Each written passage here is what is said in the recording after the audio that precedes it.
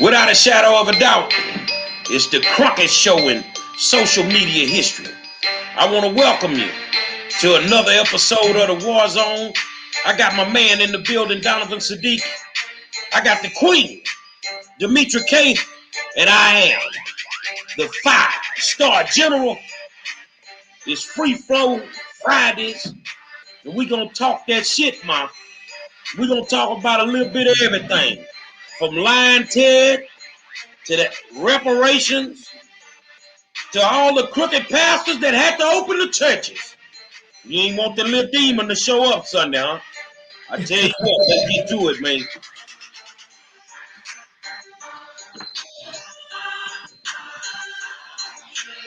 Say, man, I want to welcome you to another episode of the War Zone and tell you thank you for tuning in. Without you guys, we would not have a show. So you are the best audience in the world. So we really appreciate you taking the time out to come and hang out with us. But you know, it's a Friday, so we're going to talk about a little bit of everything. On Friday, we're going to kind of recap and do what we do, and then we're going to really get off into it and just give it to you from our perspective. What's going on, my friend Donovan? Hey, another week. It's Friday, y'all. You know, y'all have been unemployed. The cannabis stocks are going up. Y'all ain't got shit to do. So we welcome you guys and thank you guys for tuning in to Free Flow Friday on the War Zone. A lot of stuff going on this week that we didn't get to because of, you know, what's going on in the South and in Texas. So we're going to touch on a little bit of this, a little bit of that, because, you know, you guys got a lot to say out there and we want to kind of cover it. Black media, when you want to know what's really going on in your community, please continue to support Black media. So again, there's a lot of stuff going on in the news. We're going to be touching about it. That's why we're not really going to get into the news too much. But we're glad to have you here. And like I said, be safe and blessings to all those people down there in the South going through that cold snap. Thus, this shall not last forever. Demetra? So hello, everybody. Again, welcome to Free Flow Friday, the War Zone edition. If you guys can do us a favor and that's share this live so that everybody else can get the information and join in on the conversation, we will greatly appreciate it. And thank you once again for being here. So we are going to talk about a whole host of things. And if you guys can think of some things that need to be talked about, please, please, please do not hesitate. Put it in the comment section so that we can talk about it. Between all three of us, we monitor the comment section. And so if there's something that you want to talk about, I don't care what it is, relationships, money, whatever, put it in there and we will discuss it. And so I'll go ahead and give it over to Gary and we can start off with Lion Ted Cruz. Pathological lying. You know, Lion Ted ain't want to stay in that cold ass weather. He left his dog, though. Left your dog in the cold weather. But I guess that's how you do your bitch, huh? Left your dog. Ted Cruz, you know, Senator Ted Cruz is under, you know, he under the gun right now. He catching a bunch of heat for trying to jet off to Cancun while we're in the middle of this situation that we're in the middle of with this freezing cold and different things. Now, a lot of people want to give Ted a pass, which is not strange to me, especially on the Republican side, because they never seem to own up to when they peoples fuck up. And Ted messed up bad. I'm gonna just be honest with you. He really messed up bad. But that's what we get for putting in these self-serving people in office instead of really finding public servants. You know, and it looks horrible, Ted. I'm gonna be honest with you, brother. I mean, you ain't no way in hell you supposed to jump off and jet off to Cancun and do all that. You know, people like, well, he's a father. He wanted to take care of his family. He's a public servant, supposedly.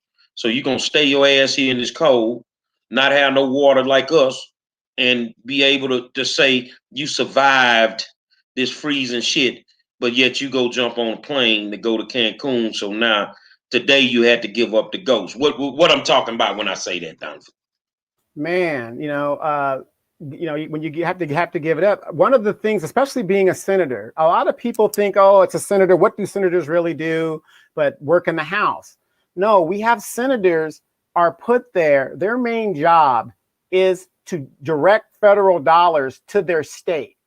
Okay, so that creates jobs. So if you have a natural disaster that goes down, one of the prime people that could get in charge with the president to declare a national emergency or to get to resources from the different cabinets is your state senator. That's why they're there. They are there to deal with the federal level stuff.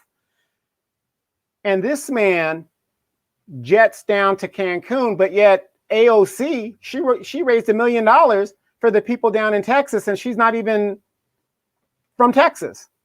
Beto O'Rourke put up phone banks and some other things that he was doing. And then 5-star, I think Sheila Jackson Lee made an appearance and was giving out water instead of the usual turkeys.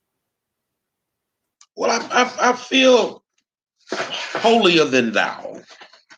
You know, we had a nice conversation on a special war zone the other day with our good friend LaTanya Whittington, Orrin Lumpkin, and another guy, and we kind of put some pressure on the local officials. And I was really looking forward to go and join some churches Sunday, but looked like all the motherfuckers open the churches. I even got a call today from, you know, inside of the Houston Independent School District. Tomorrow they're going to open a school and they're going to give away food and, you know, the things that I was talking about. I mean, because I've been in food service for a long time back in my younger days.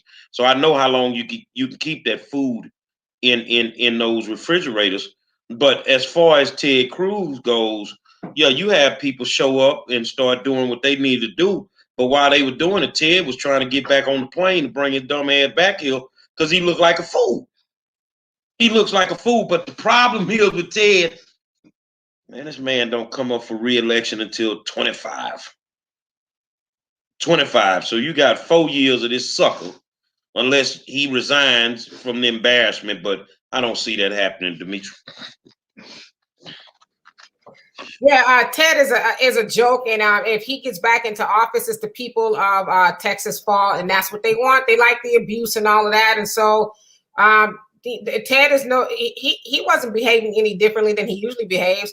He was there with the shits with Donald Trump, saying that he was cheated and and it wasn't an insurrection, and Trump is being treated unfairly, even though he talked about him badly. Him and his wife during the primaries when they were both running for president in 2016. And so Ted has always showed people who he is.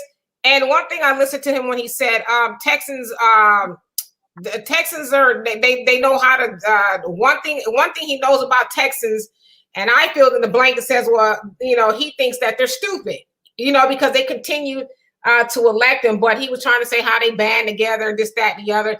But what he was really saying is, I know you guys will forgive me. You'll forgive me for leaving you in the lurch. That's some country stuff, and I'm learning that. Leave you in the lurch as I go off vacationing in Cancun with my daughter, who at her request wanted to do that, and so it's whatever. And so let me get to one of these comments. And James, how are you doing? You say, did y'all see Tony Busby sleeping outside downtown? Yes, so he was sleeping outside to raise awareness, from what he was saying, raise awareness about homelessness. He is staying at one of the fancy hotels there downtown Houston. I guess his home is being renovated. And so he said he wanted to raise awareness. Now, he stayed out there during, one of the coldest nights, the Arctic blast, if you will. But he says, while people showed him kindness, there was also people who was like, yeah, you need to move along, homie. He said he felt threats, big and small, just the par for the course, being homeless. He said he also learned that you shouldn't be using your phone, I guess, because it could be taken from you. And so he said it wasn't a pleasant experience at all. So he was doing it to raise awareness. And as you guys know, what is Tony, a millionaire, damn near billionaire? Yeah, millionaire lawyer, combat Marine. Yeah, so he's got plenty of money. And so he was, trying to raise awareness. I tell you what, big ups to him, because if I didn't have to do it, I wouldn't have done it. So that's just me being honest. And then Al wants to know about, and you guys can answer this because this is above my pay grade. Where did it go? What should Dak and Deshaun do? Well, I'm gonna say this first of all about Mr. Busby. He's a big homeless advocate, and that's not strange for him to. I found it kind of strange for him to go out there and do it on that particular day, but he's always helping the homeless community. So big ups to Tony Busby, man. I salute you. As far as what should happen with Dak, I'm gonna tell you like this here: they got to pay Dak. They ain't got no choice. Dak is gonna get his $40 million a year, no questions about it. As far as Deshaun Watson, I think Deshaun is handling it the right way. You shouldn't be forced to work for people that have no respect for you. Deshaun asking to be and Jay Watt. People will say, well, ain't been here very long. He shouldn't be able to shot call, but he's a star quarterback, one of the top 4 or 5 in the league. So he should be in on personnel decisions the same way that Aaron Rodgers is in on personnel decisions, the same way that Roethlisberger was in on personnel decisions. I think that they disrespected Deshaun, but if you know the history of Houston sports, they never take care of their stars. Nolan Ryan should have retired in Astro. They said, fuck him. Earl Campbell should have retired in Arla. They said, fuck him. Akeem Olajuwon should have retired a Rocket. They said, fuck him. So this time, the star is telling you, fuck you. Shout out to Deshaun Watson. Hopefully you get what you want, homie. Yeah, I'm going to have to sign in on that. I mean, Houston said, fuck a women's basketball team. Somebody in Houston should have stepped up and continued that basketball team that started out the league 4 championships out the gate, dynasty built.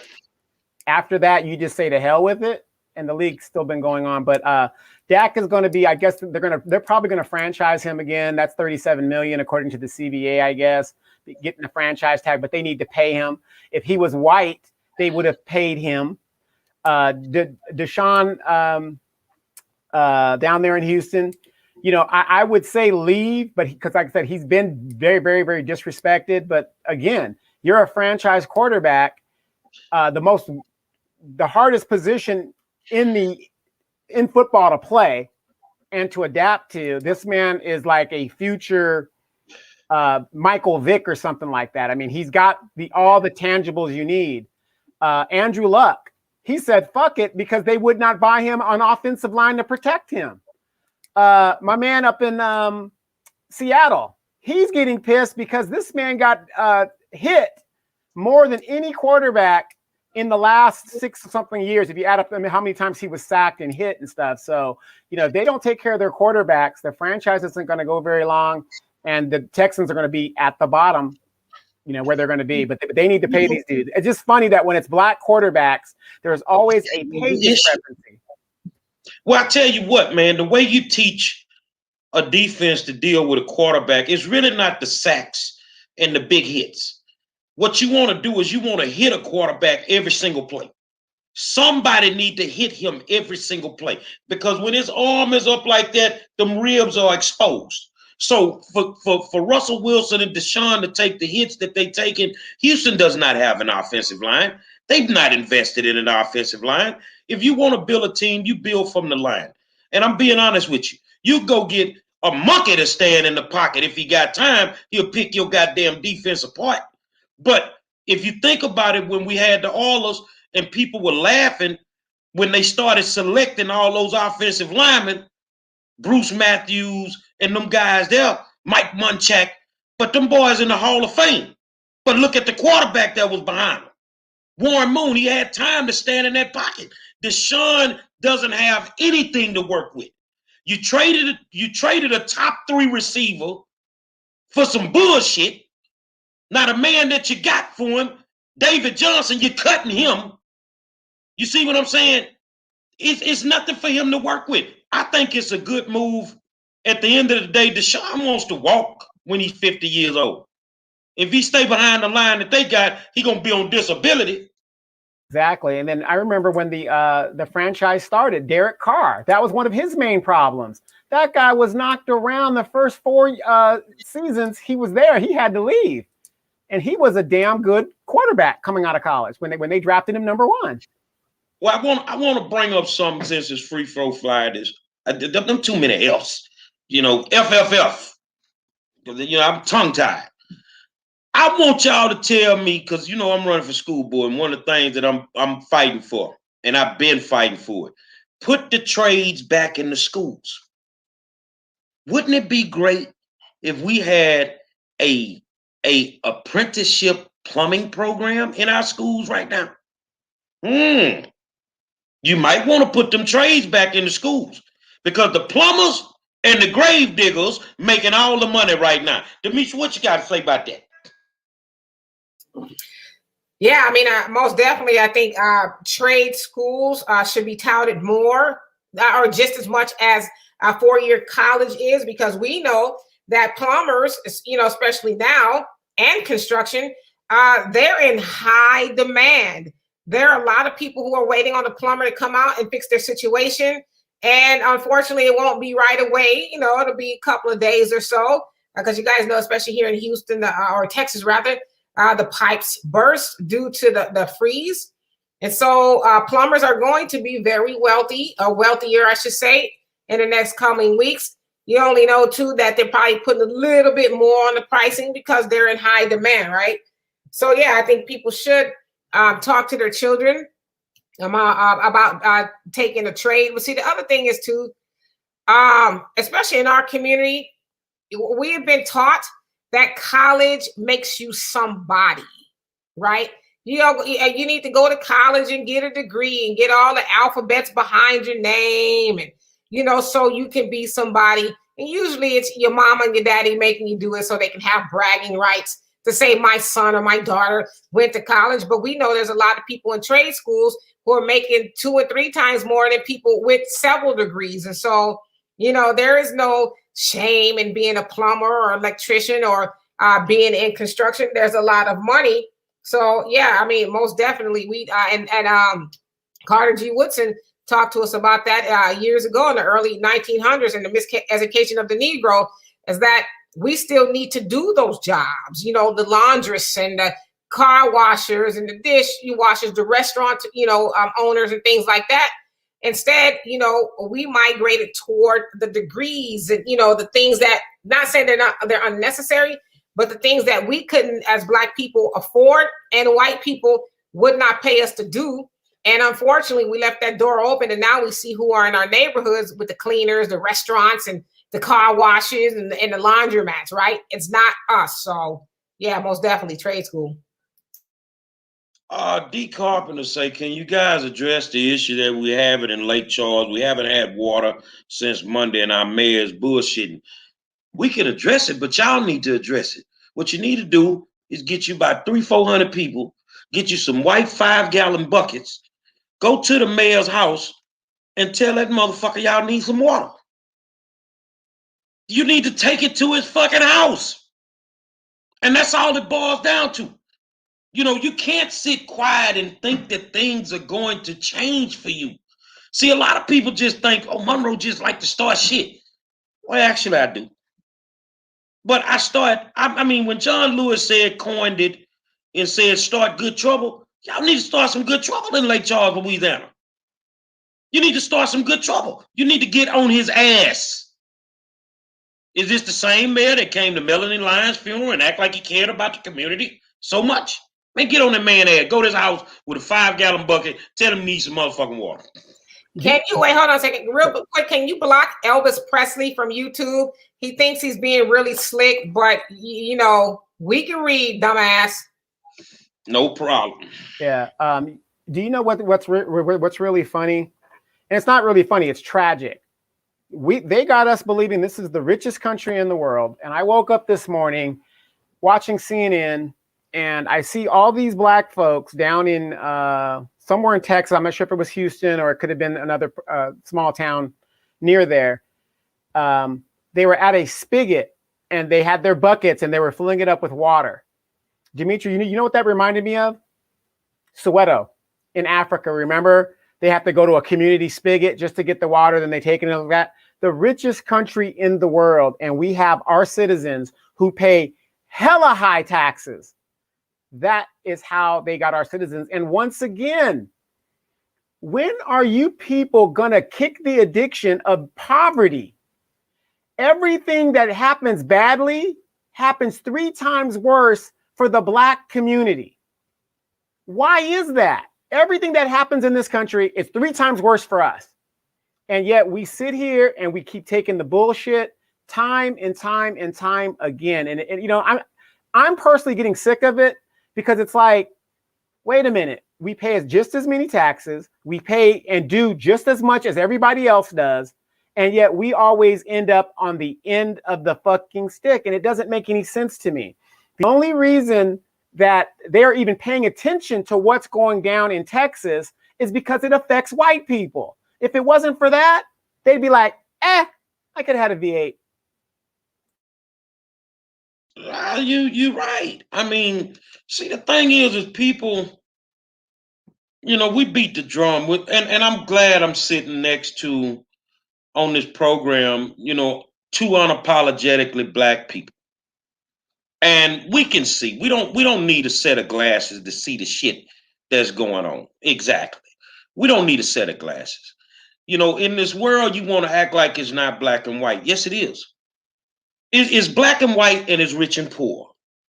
You see what I'm saying? It's black and white, and it's rich and poor. But bottom line, man, some things, if it was just us affected, they wouldn't give a damn. But then they don't respect us because of some of the shit that we do. I'm going to give you an example. I'm passing by the club. The motherfucking club is open, and motherfuckers is showing up. Why they not gonna respect us, man? You know, I think that they full of shit. You know, and I told you how I feel. I know they don't like me. I don't like them. You know, I tolerate y'all the same way you tolerate me. And it is what it is. Demetri? Yeah, so I want to address D. How you doing? You said, so again, you say, can you please address the issue that we're having in Lake Charles? We haven't had water since Monday, and our mayor is bullshitting us. I don't want to totally put the blame on D and the people that live in her neighborhood who are affected by that, because they shouldn't have to do all of that. As a mayor or governor or whoever, if you seek to be elected to a seat, you're at least lying and saying you're going to do those things.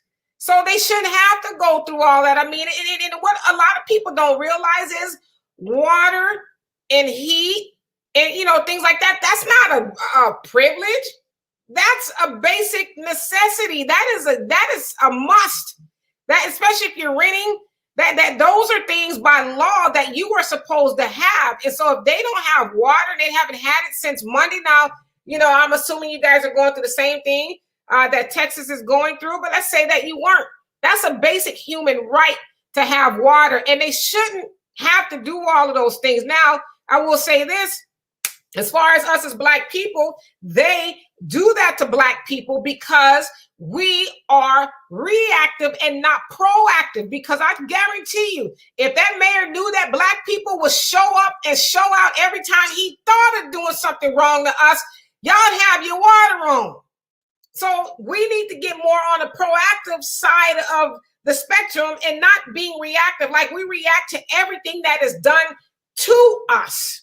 But if we're proactive, then they will think about doing more things for us. And so I want to say, you know, I don't really think that it's D's and everybody else's cross to bear that their water is not on, because they didn't turn the water off. Now, think about it. The next time you have a chance to go to the polls, don't vote for him. And if, you know, there's not enough people voting, then go get 10 people. Take them to the polls with you and say, at all costs, vote this mofo out of office. Because y'all remember when he had us with no water and he didn't even respond and he's doing his thing. So those are the things we think about. But having water is a basic human right, and that is the law. In a city like Lake Charles, a city like Lafayette that got them fucked up mayors down there, I want everybody to hear me, especially y'all down there, because we know we got a big audience in Lake Charles and Lafayette. These people don't get in office without Black votes. They don't get in office without Black votes. Not in a city like that. That doesn't happen. You feel what I'm saying? So like D said, stop going to the polls and voting for these people, man. Matter of fact, I was at the polls one time, man, and Sally Alcorn, who ends up on city council in Houston right now, came to the hood, and them motherfuckers ran her up out the hood. Because we already know you ain't finna do nothing for us. You see what I'm saying? She at large, so that means she covers the whole city, not just a single district. But they ran her up out the hood because they knew. Stop voting for these people. Stop eating the poke steak sandwiches. Stop drinking they free sodas, they fuck ass turkeys. Do the research and get the right people in office. Now, right now, you see it's very important to have the right people in office representing you. Shout out to my man Ron Reynolds, who ain't stopped working yet. Grinding on their ass down in Austin. You feel what I'm saying? But I expect that from Ron. Boris Miles, who's sickly, sickle cell on their ass. You need some gladiators, man. You need some gangsters as politicians. Don't think Boris won't pull that pistol on your ass if you don't do what you need to do. You know, and then, you know, we were talking about an appeal to authority. You don't need $1 million to say that this person's qualified. You don't need to have 3 championship rings on your fingers to say this person's qualified. Leadership can be seen just as that. It could be the guy that works the taco stand that is a public servant. You know, he's serving. You know, just because you're a millionaire doesn't make you a good Donald Trump, shitty businessman. His father, excellent criminal businessman. And a lot of people think, well, my dad's Michael Jordan, so I'm going to be great too. No, it doesn't work that way. It doesn't work that way. You name recognition, nothing. You look at the person's record. And we say on this show all the time, you want to see a politician's record?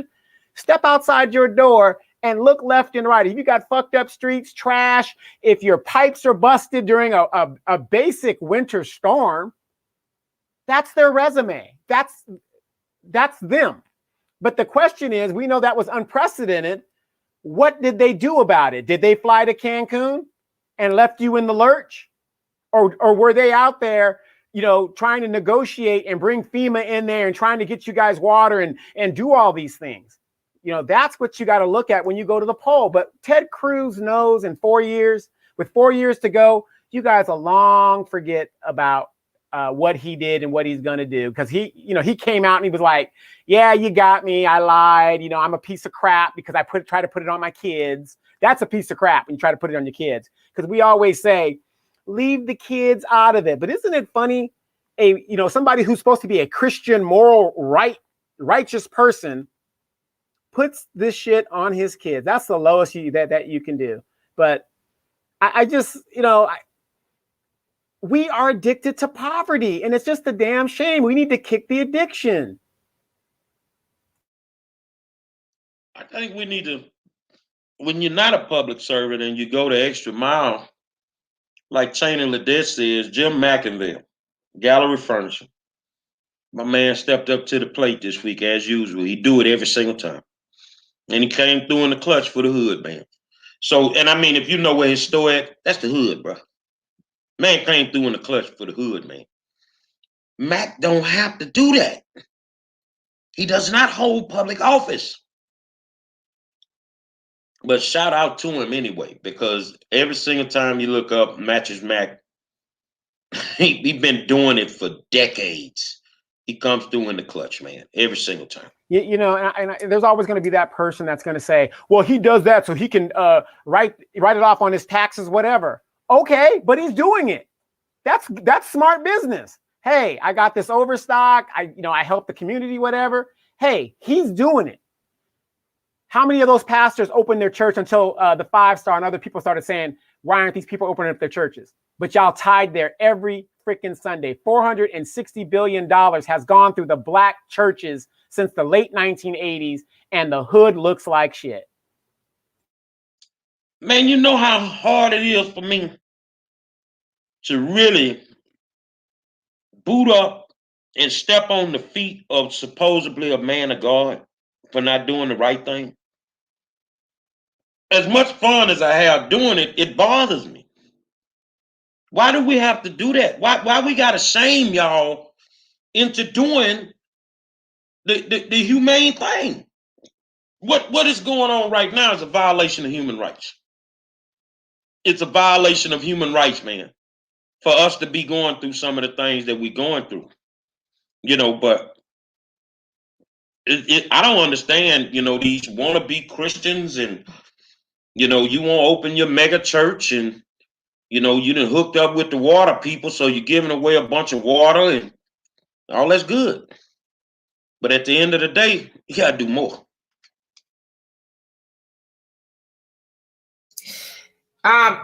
No, absolutely. And in regards to Mattress Mac, yes, like I said, I've even heard about his philanthropy when I was living in California.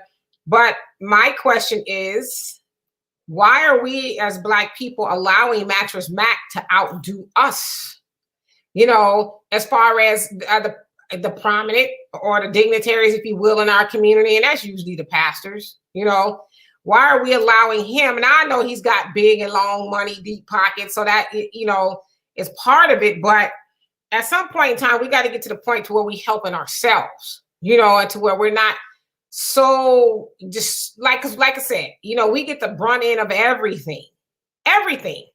Like, so everybody else will suffer, but then we really suffer, right? And so we just need to get to a point to where we're at least matching the efforts of Mattress Mac, but he is appreciated nevertheless because he didn't have to do it. I mean, there's a whole host of furniture stores that are furniture franchises. Have they opened up their doors and let people come and warm themselves, or homeless shelters or any? They haven't done that. But here at Mattress Mac is, and he's doing it. So, I mean, but that's what I would like to see, especially in the future. God forbid there's another major disaster, which, knowing Texas, it probably will be tomorrow. But Al has asked the question, and I actually made a statement. Let's see. He said, Black Church documentary on PBS. I don't know if you guys got a chance to watch it. It mentioned everyone influential from pastors and singers in the Black religious apparatus, but nothing on Minister Louis Farrakhan. So you guys know Henry Louis Gates. He is the one that does people's ancestry, and he deep dives into history about Black people. He's a Black man. And he went through 2 hours apiece of the history of the Black church from the very beginning and all of that to present day. They even, mentioned a blurb about the Honorable Elijah Muhammad and the Nation of Islam, Malcolm X, but never once mentioned Minister Louis Farrakhan. And so we know why that is, and we know who owns the media. And they will never allow Farrakhan to be brought into, as far as they're concerned, they'll never allow him to be brought into a positive light, because they have tried to, and I emphasize tried, to demonize him as to being anti-Semitic, and, and all of those things, call him a hater, a hate, speech person, and, all these negative things. But also, I think what we need to realize is, because I had the same take on One Night in Miami, the Regina King movie that she directed about Malcolm, Sam Cooke, Jim Brown, and Muhammad Ali. They tried to drag Minister Louis Farrakhan through the mud, and Elijah Muhammad as well. And so we got to remember that, especially a lot of these Black people in Hollywood, they're taking white checks. And so they're not going to buck the system. They're not going to say, well, I think we really need to tell the truth about, the Honorable Minister Louis Farrakhan. They'll say, okay, I'll dirty his name up. They would rather throw him and their people under the bus for money, because they've set themselves up to where they can be ruined. We saw what happened with Nick Cannon. Nick Cannon ain't jumped back out the gate since. He's been a good little boy, and I'm not mad at him. I get it, but he's been a good little boy on the leash ever since. So, of course they're not going to mention, but as long as we continue to mention the minister and uplift him and everything that he does, and do the things that he asks us to do, we don't give a damn about what white people think about Farrakhan or what platform they put him on, because as he said, it's going to be a lie anyway. So we are the best people to tell his story and to put forth his works? The minister has never figured out what shade of lipstick he needs to put on for these people, because the minister don't kiss ass. That's all it boils down to. And you know what's amazing? I was here. I saw it firsthand when he came to Houston the last time, because I was personally invited by Dr. Muhammad to go listen to him speak. And the same niggas, that's what I called y'all, that talk that shit about him, all them political motherfuckers was in that room. Every last one of them was in that room. They wanted front row seats in that room. But if you deny them in the dark, deny them when the light come on. They're afraid of Farrakhan. They've always been afraid of the minister. And they'll never give him his card. But like you say, it's up to us. You know, like old boy said in Remember the Titans. You don't want him, he belong to us. He belonged to us. So we're going to keep uplifting the minister. But I the reason the minister can't make the transition, because he does not kiss ass, and that's what it boils down to. They can't break him, and they'll never be able to break him. Like you said, I'm the freest black man in America. And that, angers them more than anything, that they have not been able to break him and, to make him bow down to them. And so, they feel like, well, we'll just do everything we can. But hell, we know the truth. And that's really all that matters. But I want to transition into Herschel Walker. Speaking of the Dallas Cowboys, I think maybe that's what y'all was talking about earlier. I don't know. Herschel Walker, ex-Cowboy number 34, and he is the ultimate buck. He has a mean sand dance going on. He was there to testify about HR 40, the hearing with Sheila Jackson Lee and a couple other people, and Larry Elders. We know Larry Elders is a buck. But he says that he doesn't think that Black people deserve reparations. And he said things like, as a Christian, we are taught to forgive, and we need, and I'm paraphrasing at this point, but we need to forgive the slave masters, our brothers. Yeah, all of that nonsense. And there's just no, how do you figure out who gets what and how much? Just the animal with the circles around their eyes, and that animal, okay, the raccoon. And it's just like, and this is the Biden administration. Now, we know that Herschel Walker is pro-Trump. He loves Trump, whatever. Well, he worked for Trump. He was signed to he was signed. Right. He was given the biggest NFL contract by Trump. Right. For the Generals or something like that. So he's a Trump guy, okay? He's a Trump guy. Now, let's back it up a taste. He's doing this testifying under the Biden administration. Why are they asking Herschel Walker to come and testify about reparations when they know good and hell well he is against reparations? Why would they bring him? And why would they bring Larry Elders, who is a white man in a black man's body? So that other guy, Owens, they brought him in too, another athlete that has a special power. Think about it. Herschel Walker. Let me finish my point. Go ahead. Let me finish my point. So why would they bring those people who are adverse to reparations into the discussion if they were really serious about giving Black people reparations or even studying it? They're not interested. We've heard Kamala and we've heard Joe Biden say they're not interested in specifically doing anything for Black people, and they're not going to do reparations. And so they bring some of the most adverse characters, to come speak on reparations. Where is your Dr. Claude Andersons? Where is your Honorable Louis Farrakhan? Or anybody else that can really put some teeth into the issues of reparations? Where are those people? So that right there should be very telling to us as Black people. Joe Biden is full of shit, and he's blowing smoke up like he did when he got you to wear your chucks and your pearls to the polls. Yeah, well, it isn't really Joe Biden. It's Sheila Jackson Lee who keeps bringing this and, who's bringing this to Congress and wasting time. They are starting to see that people are waking up. And what we mean by waking up is, okay, you're going to bring these athletes, and I'm not hating on athletes. I wish I was one.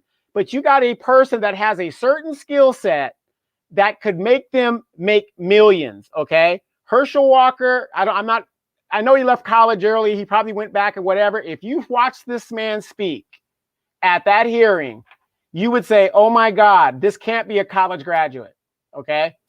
He has a special power. I'm all for it. The older guy, Owens, special athlete, I give it to you. But again, you're supposedly studying reparations. Like you said, where are the academics? You don't bring athletes to study a serious and complicated issue, which isn't really complicated, as reparations. But see, they're bringing it to you so they can say, oh, look what I did last election. I brought it.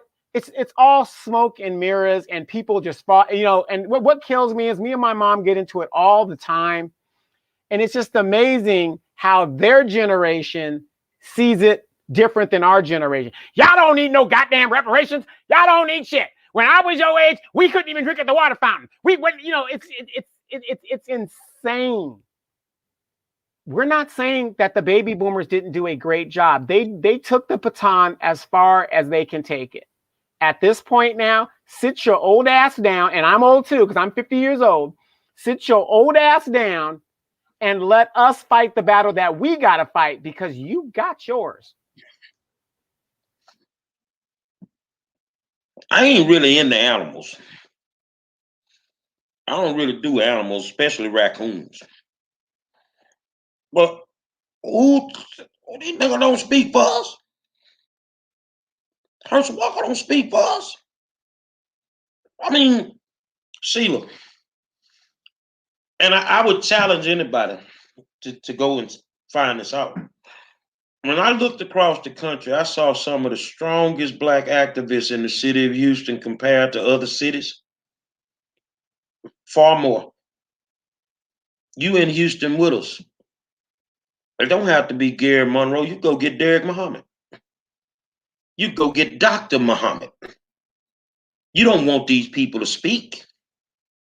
Let's just be honest, because it makes too much sense. You don't want these people to speak. That woman control all of that. And all this shit about we need to study reparations. Study. You ever seen the picture with the slave with his back beat up from the whip? Study that. Study that. What type of well, they probably do need to study it because they don't teach shit about it in school anyway. You don't teach us our history. But smoking mirrors, like Donovan said, they wasting time. That's what they do.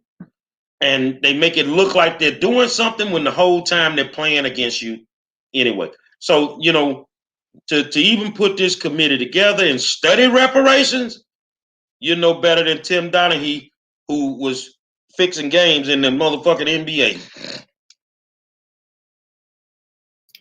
Yeah, no, so absolutely. So yeah, they don't speak for us. And Malcolm asked years ago, why is it that they're always putting forth Black entertainers and celebrities to speak for us?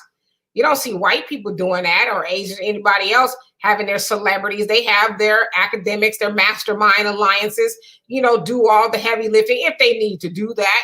But, it's just like out of all the people on the planet, you go get slow dragging Herschel Walker. Now, I know he said that he had some sort of speech issues and he was bullied for it and all that when he was a child. But I'm like, well, then, you know what? I can understand you speaking slow, but it's what you saying. You up there doing the bidding of massa. Them Negroes don't need no reparations, massa. I mean, that's pretty much what he was saying. Just telling them all they want to hear. But Joe Biden got y'all Negroes, not y'all. I'm talking to the ones over there. Y'all Negroes so bamboozled. Can you imagine how many people, Black people, are like, ooh, they really talking about reparation? No, they're not. Joe Biden says, any old Negro will do, okay? Get any old Negro, put him up there and let him talk against reparations. And mind you, they got Trump out of there You know, and that's why Joe Biden and Kamala are in office, because of Trump. That's why y'all got him out of there, right? But yet y'all allowed Joe Biden and Kamala Harris to put Herschel Walker, who was a big-time Trump supporter, up there to speak for you. So that's a slap in your face, not mine, because I didn't vote for Joe Biden and Kamala. It's a slap in your face that you voted for Joe Biden and he put Herschel Walker, a big-time Trump supporter, who tells them, y'all don't need no reparations. It ain't the people here that are now fault that what their ancestors did, and how do we put a price tag on it, and we need to forgive. So that's a slap in your face for putting Joe Biden in the White House to play games with you. Which means another 4 years of delay. I mean, I looked at that and I said, shouldn't a white person be saying what Herschel's saying?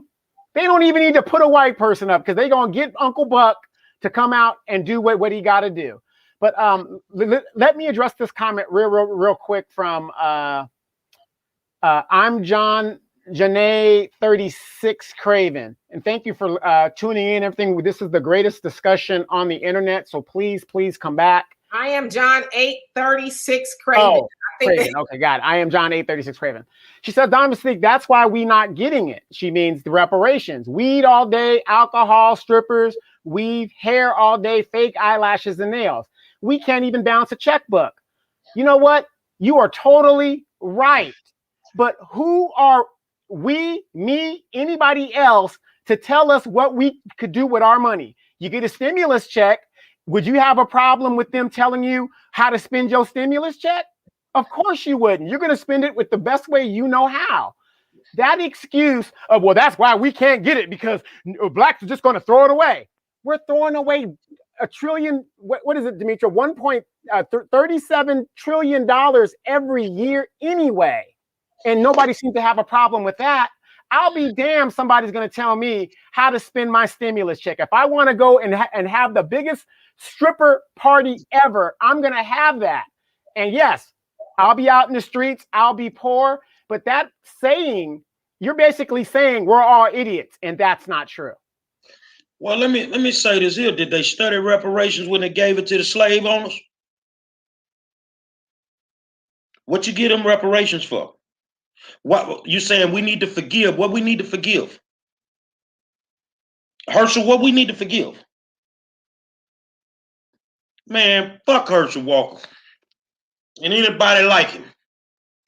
Yep. And then let's see here. Robert Hicks, how you doing? He says, why not start the organization Marcus Garvey back up and run it the same way he did? So you're talking about the UNIA, Universal Negro Improvement Association. Yes, that would be a great idea. However, you know, we know the story. We know why he's not here. Now, ultimately, it was that of J. Edgar Hoover that got the first black FBI agent, Agent 800, to help take down the UNIA. But we got to be more certain than the Agent 800s. See, they know who to go get to dilapidate our movement, because Marcus Garvey had between 3 and 6 million people on board with the UNIA in the early 1900s, before there was any real form of communication, telephone, TV, internet, all of that. He was able to do that. And so it still should be thriving, right?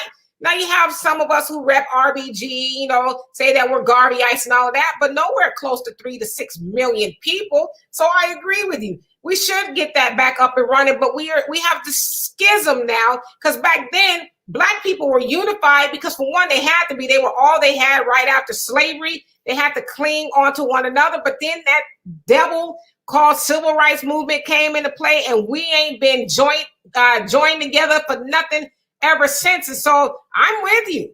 I think we should, you know, get Marcus Garvey's organization back up and running. And then that's really was the foundation for everything that you see now. The Nation of Islam and everything from that point of, you know, black thought, Pan-Africanism, if you will. And so, yeah, we definitely need to look into it, but we got to be more certain than the Agent 800s. I am John 836 Craven. This is not what we should do with our money. I do what I want with my money. Just give me my money. And you know, they buying weed. Who controls the dope industry?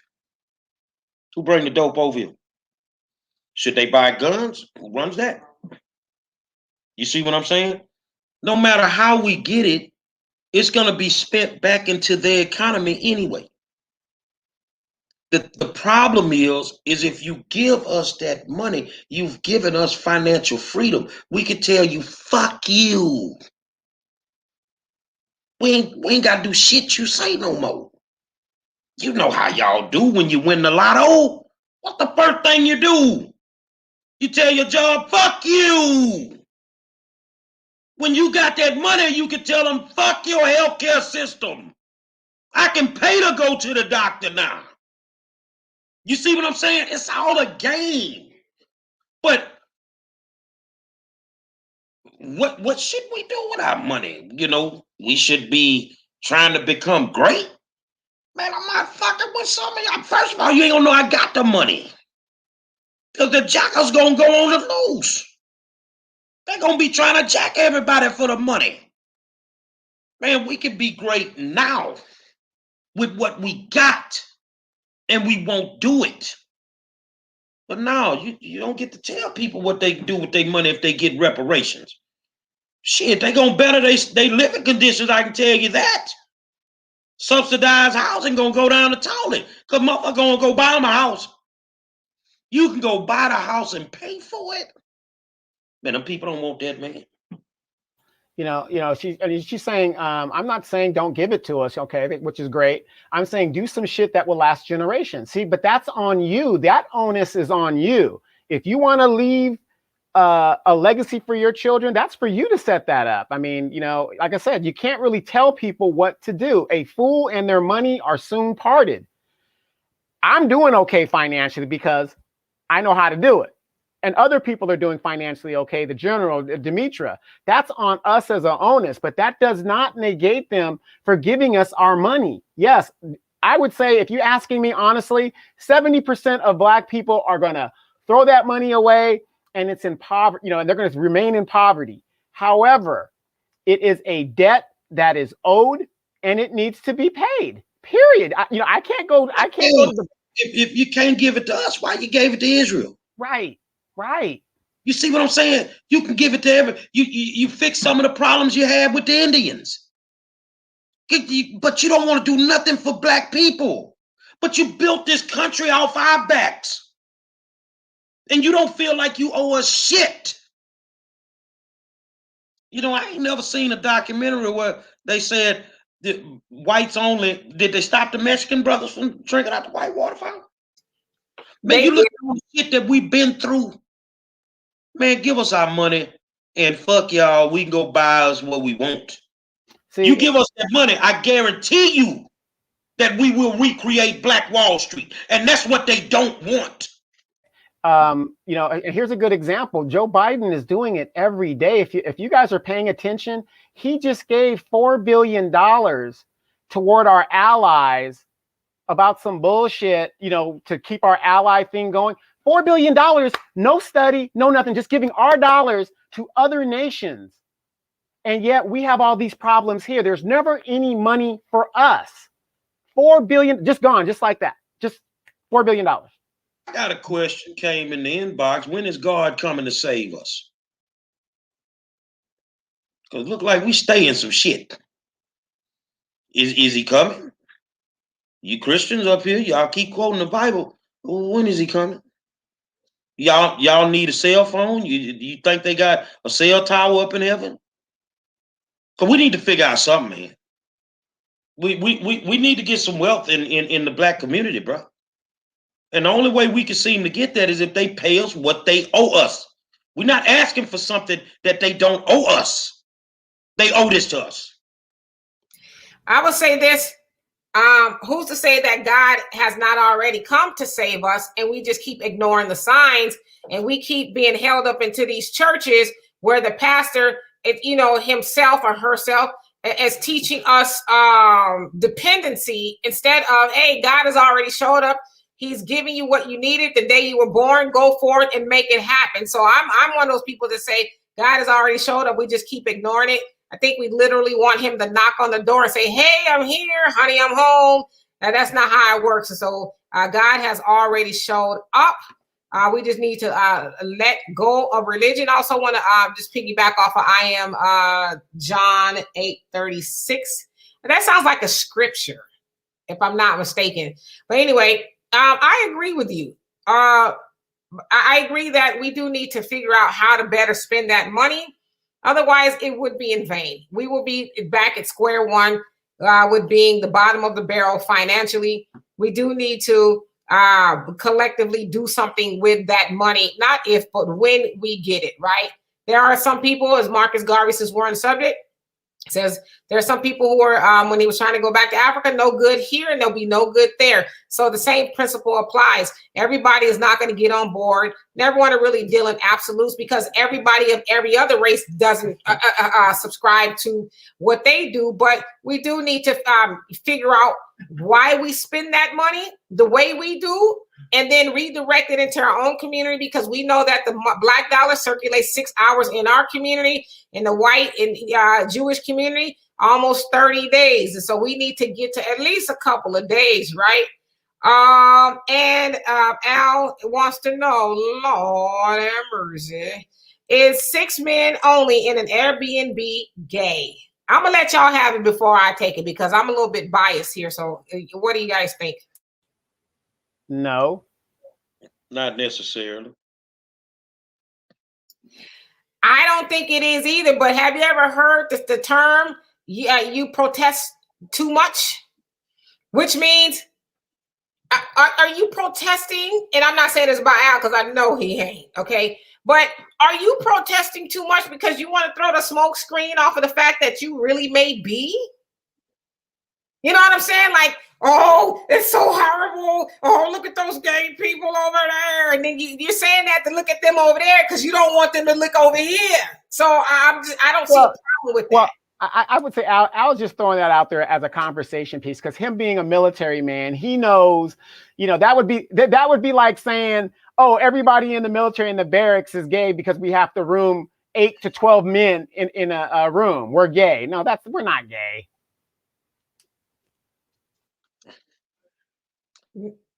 Not necessarily. That's my comment on it. Not necessarily.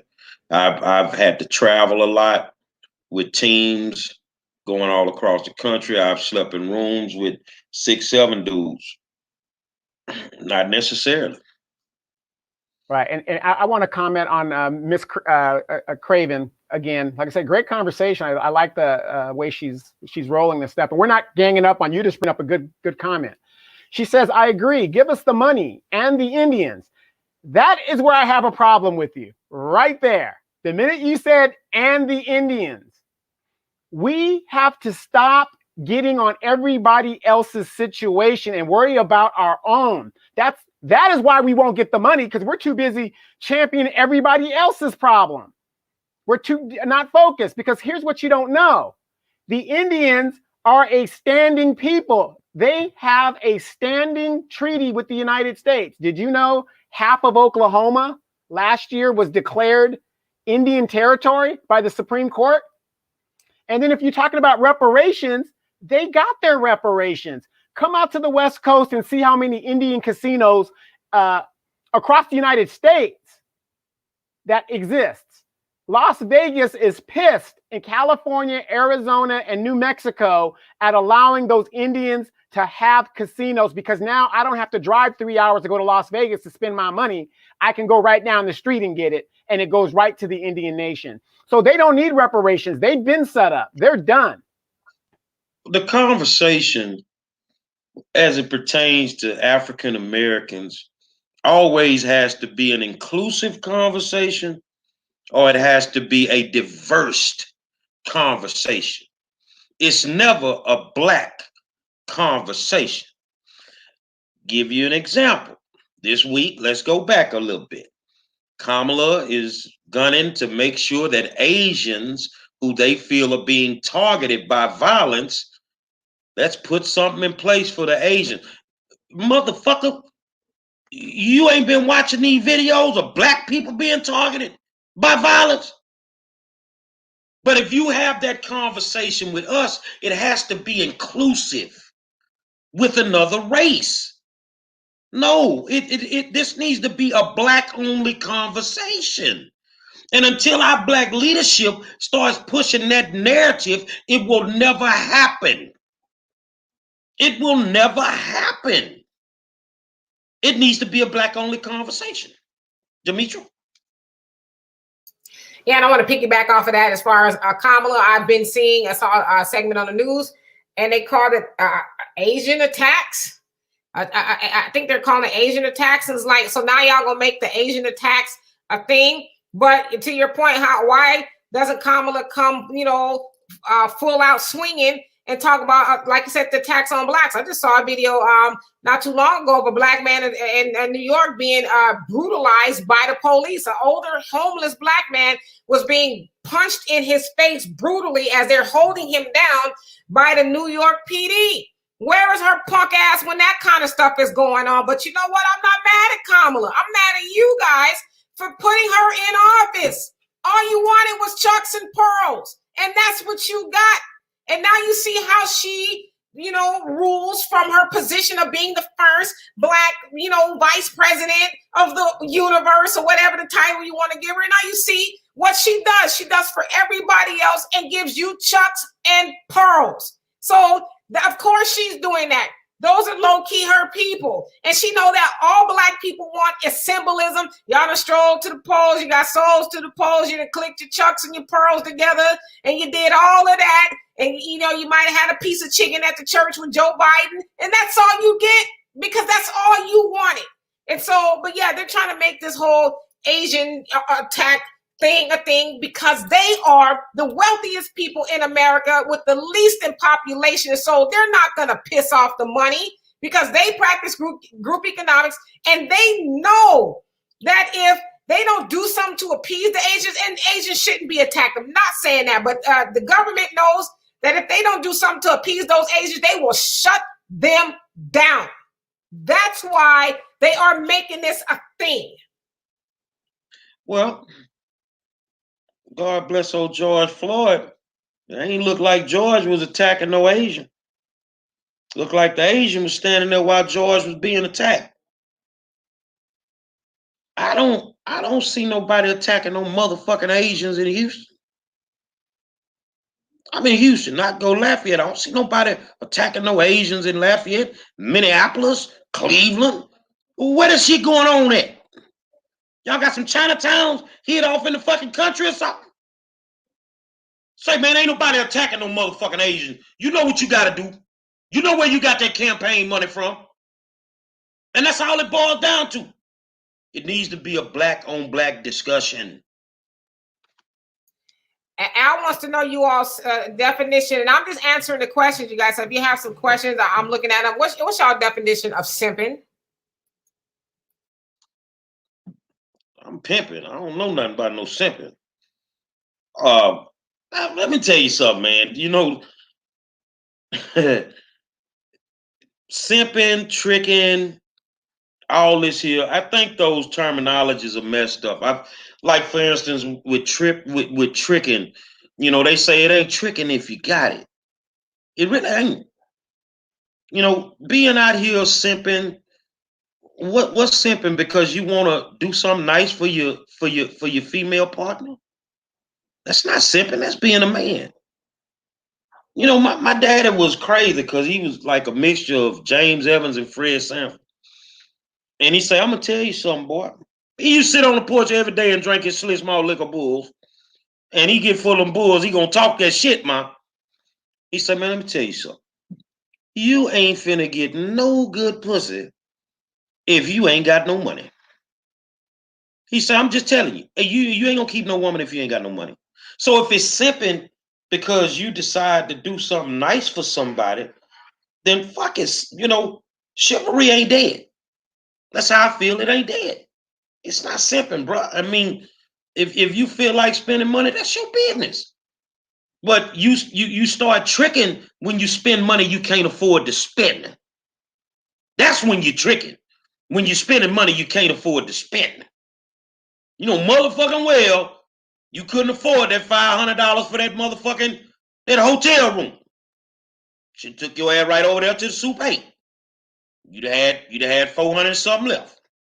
Because you're gonna do the same thing in that room that you're gonna do over there. A whole bunch of people be simping when they taking their ass to Cancun and all this shit on these vacations they can't really fucking afford.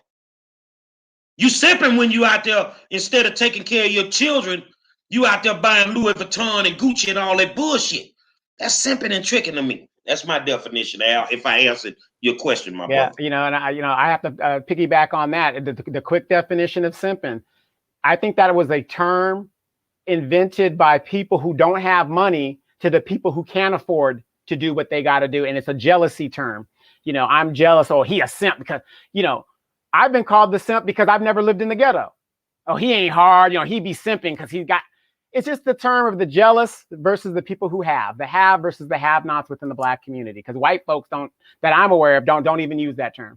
So, but I want to address this one here by Robert Hicks. Why is Africa not a part of this conversation? Where are African Americans? We are African Americans, right? Where is our mother country's input? I'm going to answer that for you. Africans are not concerned about Black folks because they're migrating over here, looking at all of the opportunity that is presented to Black folks in this country, and they're taking advantage of it. And then they're inserting themselves into the reparations conversation so they can get some of that money too. So they're not concerned about us. And then us as Black people, we have no desire to go over to the motherland. So, because it is bullshit, if you think that they don't like us and we don't like us, what happens here happens there. Yes, the diaspora is large, but unfortunately, we have been brainwashed to think that, oh, we're in the greatest country in the world, and you know, this is that, you know, whatever. Do you know the average Nigerian has an education of a bachelor's degree at almost 70-something%? They come over here with bachelor's degrees. Most Africans from Nigeria, and if you go to other countries, these people are highly educated. But then you come to this country, what are our numbers? I think we're about 50-50 when it comes to that, if we even decide to finish school at all. So, you know, they're handling their business. We need to handle our business. You know, like I said, I've been to Africa. I love it over there, but they are part of the problem of why we can't get reparations, because they're trying to do a come up of what we're trying to do. If I went to Nigeria as an African-American man and they were getting reparations over there, what's the first thing an African's going to tell you? You are not of my tribe. You are not Ibu. You get nothing here. And that's how it is. The tribalism is very, very big there. So if they're going to be tribal, we need to be tribal. They're not of our tribe. Yeah, they get discriminated. They got black skin like us, but you're not of our tribe and you're not of our lineage. So stay out of our conversation. So that's what I'm saying. Let me get some of that. So is there a question that was out of Africa, and John, Robert, thank you for the question. So we actually have been to Africa. We went to South Africa, Johannesburg to be exact, about a year and a half ago or so at this point. And I know why you're asking that question about Africa, because you can't say that you are of a Garveyite or follow the teachings of Marcus Garvey and not include the motherland in the diaspora, right? You just can't, because Marcus Garvey was a Pan-Africanist, you know, and it was about all African people. And so he had 3 to 6 million Black people all over the world, Africans, you know, we originate from, ready to go back. So I get why you say that. And so, yeah, we should include all Black people in the conversation of Pan-Africanism. Now, when it comes to that of being an ADOS and getting reparations, ADOS American, okay, American descendants of slavery, yeah, that should be for Black people who have direct lineage to slavery. And so, but I absolutely understand why you've posed that question. I ain't been to Africa, but I've been on Bissonnette, where all the Africans be at. But somebody asked a question earlier, when they gonna clean up Bissonnette? See, Bissonnette is the whole stroll in Houston. And I'm gonna be honest with you. There are certain landmarks in every city that you should never fuck with. You know, in Houston, the Astrodome. You know, they fucked up at Astro World. Man, leave bitch in there alone. They in one little neighborhood selling pussy. Well, what it is, I ain't got no problem with it. It's up to you if you want to buy a bitch in that pussy. That's on you. You wake up the next morning with them little green bumps on your shit. You know it wasn't good. Green, oh Lord, have mercy. I'm trying to think of anything else that we might need to talk about. Well, real quick, Joe, you know, and I know everybody says you're always knocking Joe Biden, whatever. Right now, we have to stay on these Democrats' ass because they control the presidency, the Senate, and the House. There is no excuse why they can't do certain things. If you want to help people, Joe Biden sat up on the damn stage the other night and he said, I ain't doing $50,000 student loan debt forgiveness. Then he had the nerve to say, I can't do it without Congress. That's bullshit. He doesn't need Congress to forgive debt. Nancy DeVos forgave student loans under the Trump administration. That's why that department is created. So this man will sit up there literally and lie to you. If you could forgive $10,000 worth of debt, why can't you forgive $50,000 worth of debt? If you can forgive $50,000 worth of debt, why can't you forgive $100,000 worth of debt? You know what he said? Well, that, you know, rich people would be getting off. There are less than 5% of rich people in the world or in the United States. 5%. And that's a bullshit lie, because how many rich people do you know that have student debt? How many? But see, we fall for this bullshit. They don't want to do anything. I think forgiving people's debt would help everybody. I don't mind helping everybody. And even if it did help rich people, so what? Because the majority of people would be helped, because that money that you don't have to pay in debt, you can put it back in the economy. You can invest it. You can do other things with it. So all you people that voted Joe Biden, you did a great job. Trump is out. Now what do we got? Somebody asked me, is the game set up for Trump to come back? I've been saying it for the last 2 weeks. Joe Biden better deliver big. And if he doesn't, Trump or somebody like him will be back. You know, that's what this impeachment was about. They were trying to make it so that Trump can never run again. Well, that failed. And so now the door is wide open for him to do it. You know, so far, it is what it is. Joe Biden has proved himself to be the liar he is. You know, he's always been in Washington 47, 48 years. You're doing the same old thing. He said he was going to continue the status quo. You still got people waiting on these $1,400, which was $2,000, but now it's $1,400 checks. He's waffling on a student loan thing. Just a whole bunch of just backtracking. And he's very, you know, Joe Biden is very firm about what he's not going to do. I'm not going to do this and I'm not going to do that. But that ain't what I was going to call him something nice. That ain't what you said when you was campaigning.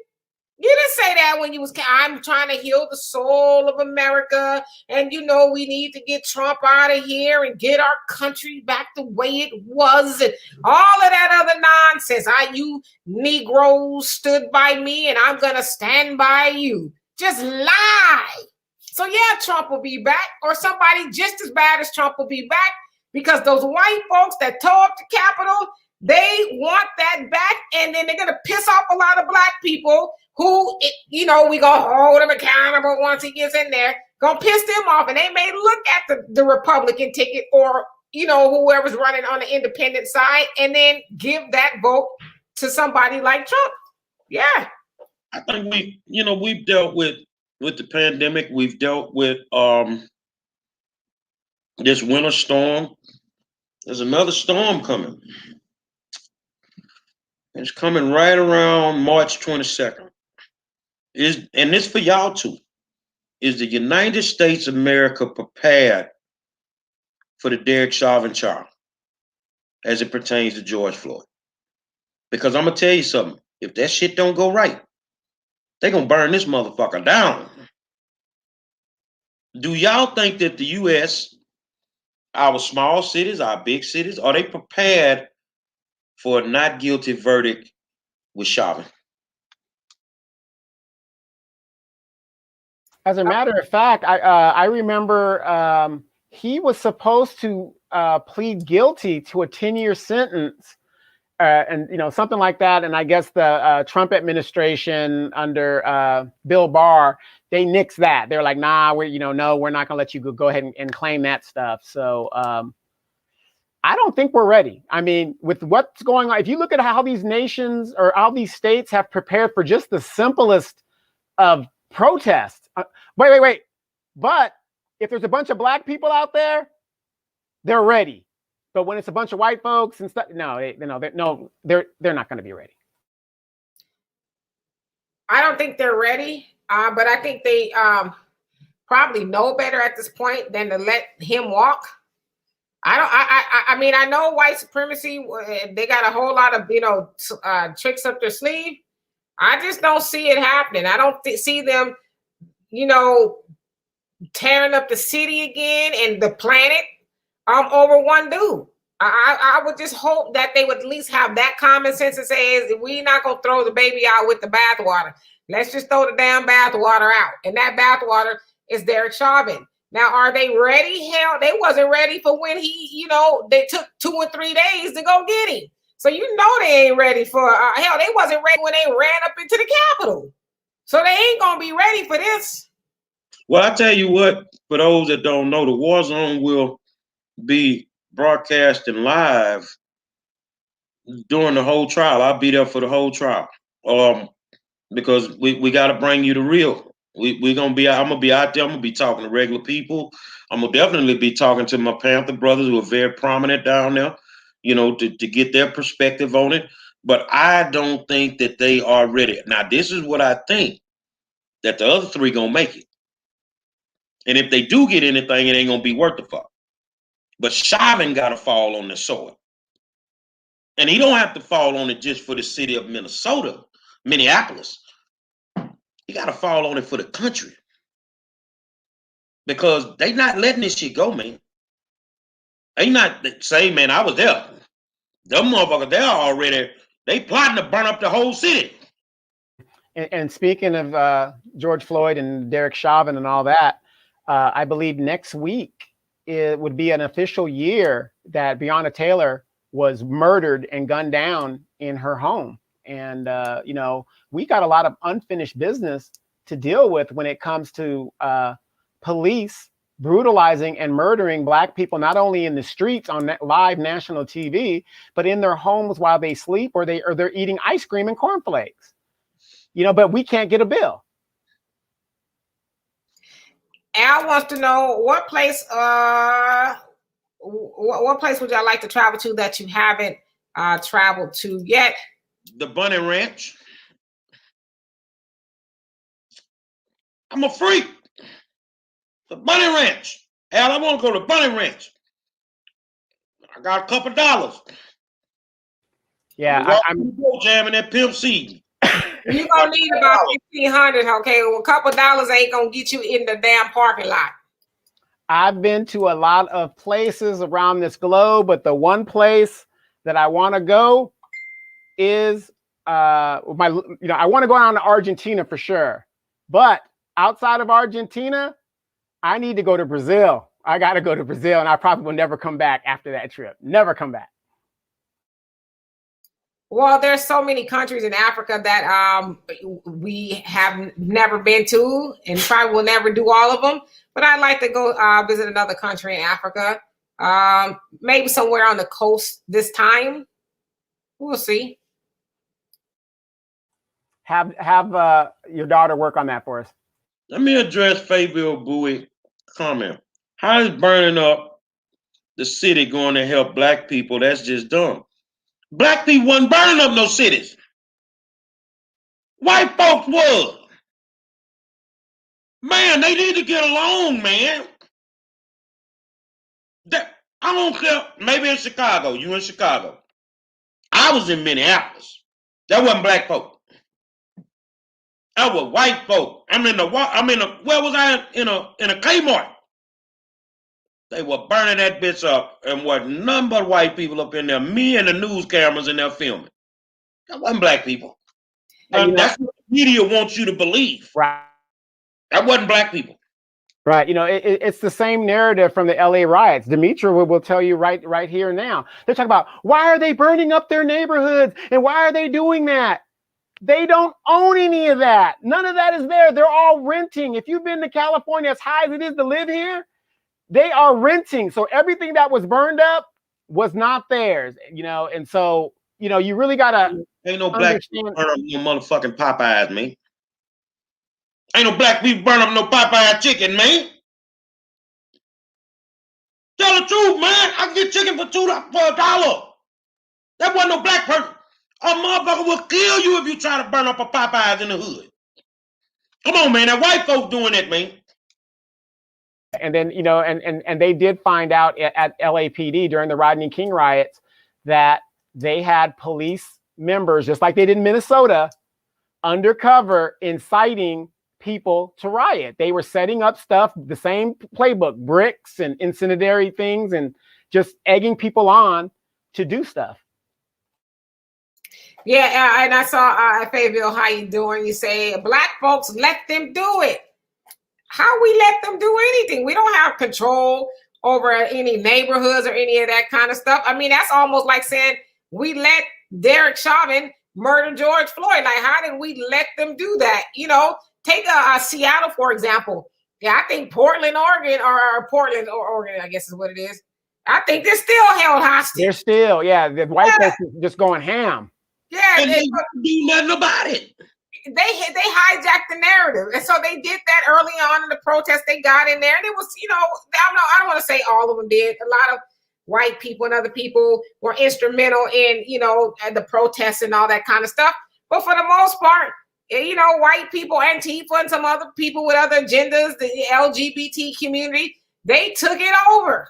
And they, you know, like I said, in Oregon, they still got the town square commandeered, and ain't nobody messing with them. But let that have been some Negroes doing that. But you know what's so crazy? Target's corporate office is in Minneapolis.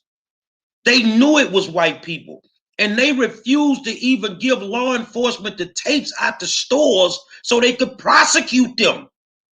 They knew who was doing it. That wasn't us.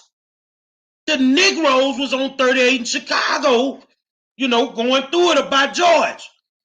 The white folks was burning them buildings, man. But I just want to kill the narrative, Demetra and Donovan. You can't show me nobody in no city that's black that burnt down a motherfucking Popeye's chicken. Absolutely. And then, you know, in regard to the white folks in Seattle and Portland, they were interviewed by CNN and a bunch of reporters saying, well, you know, Joe Biden's now the president. Why are you guys still rioting? They said it doesn't matter if Joe Biden's the president or Trump's the president. The system needs to change. So why would we stop if we're still dealing with the same system? Ding, ding, ding, ding, ding. Makes sense. I'll say a concert that's on your bucket list. I'm gonna be honest with you. I'm old school hip hop all day long. I'd love to see, you know, the Rakims, the Dougie Freshes, the Jazzy Jeff and the Fresh Prince, the MC Lights. I'd love to see just an old school Fresh Festival again. But if it's just right now, ain't nothing like an Anthony Hamilton concert. Nothing like it. Sound just like he sound on the record, and he live. For me, before I die, I have to go see a Sade concert. I gotta go see Sade. That's my girl. I gotta go do it. So Sade for me, and Loose Ends. Now, if y'all don't know who Loose Ends is, then you know you shouldn't even be on this thread.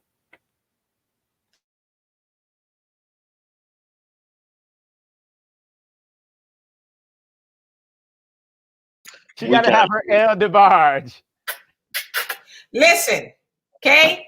I went to an El DeBarge concert once, but he was having some issues, okay? And so he is still on my bucket list of things to see. I was going to say to do, but that being appropriate. He's on my bucket list of things to see. So yes, El DeBarge, most definitely. You guys already knew that. But, you know, I'm going to tell you something, man. I love the old school music. I love the vibe. You know, Frankie don't sound like he used to, but you don't have to worry about it because we'll sing the songs for him. But when you go to a Frankie Beverly concert, first of all, you're gonna dress your ass up. You're gonna dress a little bit better than when you go in. I ain't never seen a fight at a Frankie Beverly and Mays concert. Never. That's why I fuck with the old school. That's why I like, if it's a concert, I'm fucking with the old school, man. That's just me. You know, I remember the first time my partner from Lake Charles, Louisiana, big time legendary rapper down there, Kevin Bundy from the X Mob. We was in LA. We hanging with Chris Hicks on the Loonies and Drew Down. I got 5 on it. And we waiting to get into the Budweiser Superfest at the Coliseum. First of all, they didn't have a clue that the Coliseum is in the middle of South Central Los Angeles. Motherfucker jumping about the bushes throwing up gang signs. They ain't had no clue. But when that boy saw Frankie Beverly hit the stage and nobody sat down the whole night while he was on stage, he said, I ain't never seen no shit like that in my life. Welcome to the family, big homie. That's what old school do for you. Yeah, absolutely. I mean, it's not about team light skin. I just like Elder Barge. I always have since I was probably 12. The first time I saw him and his siblings sing I Like It, I was like, oh, I sure do like it. And I've been a fan ever since, like through thick and thin. And I see that comment, Eric, about you talking about he's on crack. I take very much offense to that. He is clean and sober now, okay? Well, Al asked, is Anthony Hamilton really that good live? No, he's better than that good. He is better than, the Hamiltons can sing for real. They can sing for real, dog. But the key for me is when you do the album and you use live instruments. See, a lot of people don't know that one of the greatest albums ever made was The Chronic. Why don't y'all do the research and figure out how much of that goddamn album was played with live instruments? It just sounds different. But in concert, Hamilton gonna give you everything for whatever you paid for that ticket, bro. You could be in the rafters. That boy come with it, man. I done been there. I done been to several of his concerts. I've even been backstage. He's a real cool dude. I mean, just a down-to-earth dude. But he got a hell of a show, man. I hate the arena theater, man. I hate a fucking stage that's turning around in circles. I didn't pay no money to look at the back of a motherfucker. Well, you know, I would tell Demetra to pull Al into the shot. So she can't have L. She went and got her one. Nothing can be farther from the truth at all, okay? There's so many inconsistencies with that story. Is not even funny. I mean, hell, I just, you know, it is what it is, right? Jill Scott got a hell of a show. Jill Scott got a hell of a show. You gonna get what you pay for with some of these people. Now, Lil Yachty, Kodak Black, you give me free tickets, bitch. I'm not coming. Yeah, Jill Scott and what she could do with that microphone. But you know, yeah, another good one is Raphael Sadiq. Now he'll give you a decent show too. Raphael Sadiq. Tell you one on the hip hop side till this day. Like my man, no, that's I Am John 836. She ain't lying. Dougie Fresh is cold as ice water. I mean, go back and look at the BET Awards and see what him and Slick Rick did. Go see what Heavy did when he hit the stage. I challenge you to also go see the night that they put Light, Yo-Yo. They came back with the Lady of Rage and ended it with Salt and Pepper. Say, man, these youngsters ain't never seen no shit like that, man. I done been in the arena with Jazzy Jeff on the turntables with that motherfucking brick wall lighting up every time he's scratching. You're serious, man. Catch your old school concert, man. You might get you some old school pussy. Let me say this, Eric. You say you like the light skinned bros. As another One that I have a crush on. He's no longer here, but Adam Clayton Powell Jr. says, you know, we got him from chalk to chocolate, baby.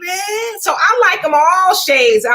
And my daughter's father is damn near as black as this sweater. Now, I know he's not watching because he'd be mad. He's not quite that black, but he's a pretty dark-skinned brother. So I just, like who like me. That hasn't always worked out good for me, but it's just the truth. But I'm more of on the acid jazz side of things. So, of course, I've seen Jamiroquai 3 times. I would love to see the brand new heavies. I want to see Incognito. And I'm a big fan of Moonchild. And so I like that type of music. So to me, that would be a pretty good concert. Let me say this here that concert wise is, man, I mean, it's so many that I've seen and a few that I've actually had the pleasure to work with. James Pritchard say, give us y'all top 5. I mean, I've seen hip hop from the day when Ron was on the turntables for Curtis Blow. So I've seen everything. The Africa Bambatas, I've seen it all. But sitting at the top of my list is Rakim. There's no questions. And I'm going to tell you a secret that a lot of y'all don't know. When T.I. came out with trap music, all that was a Rakim flow pattern with him cursing with the Atlanta dialect. It was the same flow pattern. So Rakim sits at number 1 for me. Scarface sits at number 2. He sits at number 2. And this is not limited to just independent, single artists for me. NWA sits at number 3. Pac is at number 4. And I'm going to be honest with you, I'm going to take Big Ed number 5. Is this rappers? Or just people? L is always going to be, huh? Whatever you want. But that's hip-hop for me. Oh, L my list R&B is Frankie Beverly and Maze, hands down. L is number 1, okay? And then anybody else after that, I love Mos Def. I saw Mos Def in concert. Really, really love Mos Def. I really, really love the Abstract Q-Tip. Like, I love him. And who else? I like Rakim. Yes, indeed. Oh boy. I mean, the list goes on and on for me. I'm an old school hip hop fan as well. I can't get with some of this new stuff. Jeru the Damager, I like him. Black Moon. I mean, you name it. I love them all. So, but I think my favorite artist of all time is, without a doubt, and it's whether he's solo or whether he with his brothers, was Michael Jackson. That bottom line. That's a hell of a show right there. Yeah, I saw the Jacksons on YouTube in a concert. They were in England or something, just the brothers, and it just wasn't the same concert without Michael. It just isn't the same. But you guys won't believe this. If you want to see a really good concert and somebody that sounds really good, Simply Red. Good concert. I mean, through and through, all black band. I mean, he's got that, that soulful thing. Of course, Sade, Maxwell, Loose Ends, and of course, my man Raphael Sadiq and Tony. I got to go with those. If before you die, if you ain't seen it, go catch Patti LaBelle live in concert. And last but not least, if you ain't seen Uncle Charlie, bro, that motherfucker there got a show out this world, man. Charlie Wilson, get you full of that weed, man. How you getting that? The LA County Fair. It was awesome. I actually have a crush on Uncle Charlie. Okay, he's an older man, but that's all right. I like all of them, but one of the best concerts I've ever seen. My daughter took me to see Steely Dan for my 47th birthday or something like that. Oh my God. That concert was out of this world. I saw it at the Hollywood Bowl, and they had an orchestra, and it was a black, what do you call the people who do the orchestra? It was so amazing. Steely Dan is one of my all-time favorite bands. And I got to see him before Walter, the other guy, passed away. So just awesome. The best concerts I've been to in my life was Phil Collins. I love Phil. I had the album No Jacket Required about 7 different times. Now, I'll say, what's your favorite movies? my two favorite of all time. The top one is a soldier story. That's I love it. And the other one, and don't laugh. I mean, An Officer and a Gentleman. I loved it. Lord, lift us up where we belong. My favorite movie, I'm weird. I have a lot of favorite movies. I like a lot of black and white movies. I'm a huge fan of anything Dorothy Dandridge has done and anything that Joan Crawford has done. I'm a huge Joan Crawford fan. But I like comedies. What'd you say? And Grapes of Wrath. I tried to have Al watch Grapes of Wrath, and he was like, "What is this?" I'm like, "How dare you?" Grapes of Wrath is a classic, you know. So I like a lot of black and white movies that make you think. So, you know. Well, everybody knows. Go ahead. Blaxploitation movies, hands down. My all-time favorite. I watch it at least once a week, brothers. You need to go watch this movie because I'm about building up beautiful, successful black women. What's love got to do with it? What the problem is, Annie Mae? You got to have that one. And then, of course, sing the song. She should have sung the song right. That's right. Come put some stank on it. Put some stank on this. But anyway, that one there. But Robert Hicks hit me hard because I love Tombstone. Oh my goodness, man. Doc Holliday, straight gangster. I'll be your Huckleberry. Goddamn right. And then, of course, I know you guys are me and my mom one time sat down and we watched all three Godfather sagas. There's a lot of great movies out there, but there was nothing to me greater than the opening monologue of The Godfather, where the person was talking about how they came to the country and, you know, what he wanted to do. And he wanted justice and all the stuff that he goes, and I'm going to recite this for Al. I'm godfather to your child, and now you come to me on my daughter's wedding and you ask me to do murder? Well, Godfather, I didn't want to get in trouble. Could you please just, well, good thing you know your history. Now, I hope that one day I'm going to ask a favor of you, but I hope that day never comes. But I will do what I need to do. I mean, just the movie was just gangster all the way through. I love Marlon Brando. Off in a gangster way, put a horse head in a motherfucker bed. Say that's gangster, man. Now P.I. Hill say, what about Zydeco artists? Hands down, Chris Arden. Putting in work, man. Hands down, Chris Arden when putting in work. I'm out of my league on that one. I'm not familiar with a whole lot of Zydeco artists, but I do like some of Big Frida stuff. Don't judge me, I just do. I don't know if Big Frida counts, but I like Big Frida. But I also, one of my favorite genre of movies is gangster flicks, old and new. Casino, I've seen it a million times. Goodfellas, I've seen it a million times. And one of my all-time favorite directors and movie makers, aside from Spike Lee, he's always going to be at the top of the list, is Quentin Tarantino. I love Quentin Tarantino stuff. Well, since you said blaxploitation, what's your favorite blaxploitation movie? My favorite is the Bingo Longs, Traveling All-Stars, and Motor Kings. Grease Lightning, Richard Pryor and Pam Grier. The Mac, baby. It's the Mac. Okay. And who is that? James, don't try to judge because Goldie is light skinned. Okay, it has nothing to do with it. He was fine, but the Mac is my all time favorite blaxploitation movie because I like what the older pimp was telling him in the beginning. Shit, he was like, "Go get this money." Well, Al say, what's your favorite old school cartoon? Motherfucker, I grew up on Speed Racer.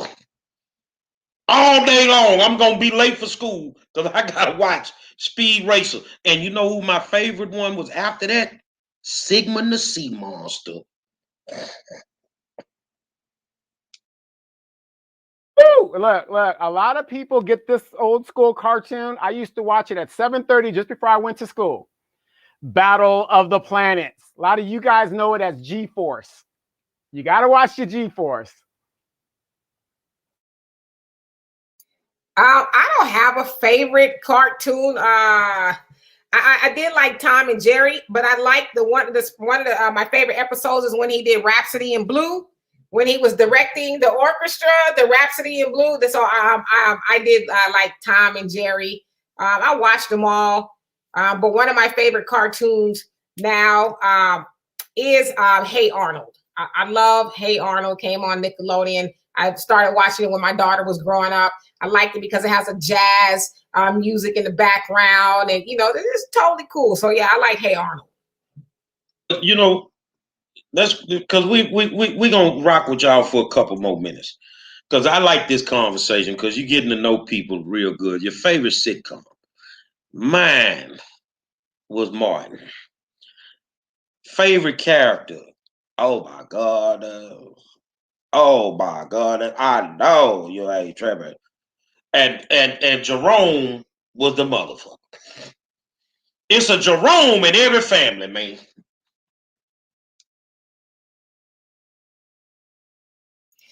Favorite sitcom. Oh my God. Oh Jesus. I'm not really good at these things. My favorite sitcom. I love Martin. Martin was good. And Al says Fresh Prince was funny, and then Martin. Now I know he's smoking something now. Fresh Prince was not funnier than Martin. Martin was a classic. I mean, but yeah, Martin. I would say for now. You know what?